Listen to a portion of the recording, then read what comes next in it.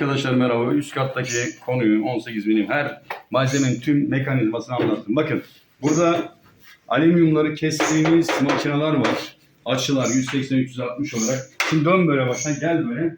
Evet burada iskele. Yok ben ama senin başa kalmadı. Baba profil. Anlatmaktan bıktım artık. Yani Kastamonu'dan beni yoruyorsunuz. Kağıthane'de ana şey içindeyiz.